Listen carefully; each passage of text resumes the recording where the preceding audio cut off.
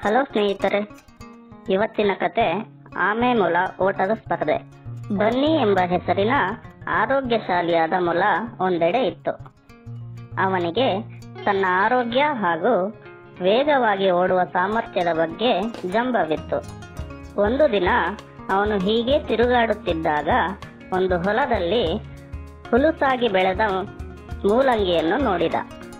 ಆ ಮೂಲಂಗಿ ನೋಡಿ ಅವನ ಬಾಯಲ್ಲಿ ನೀರೂರಿತು. ಅವನು ಅವುಗಳನ್ನು ತಿನ್ನತೊಡಗಿದ.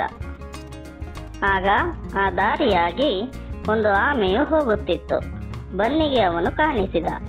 ಅವನು ಬಲು ನಿಧಾನವಾಗಿ ಚಲಿಸುತ್ತಿರುವುದನ್ನು ನೋಡಿ ಬನ್ನಿಯು ನಗತೊಡಗಿದ. ಇದರಿಂದ ಆಮೆಯ ಮನಸ್ಸಿಗೆ ತುಂಬಾ ನೋವಾಯಿತು. ಅವನು ಹೇಳಿದ, ತಮ್ಮ, ನಿಧಾನವಾಗಿ ನಡೆಯುವುದು ತಪ್ಪೇನೂ ಅಲ್ಲ. ನಿಧಾನವಾದ ನಡಿಗೆಯವರು ಕೆಲಸದಲ್ಲಿಯೂ ಜೀವನ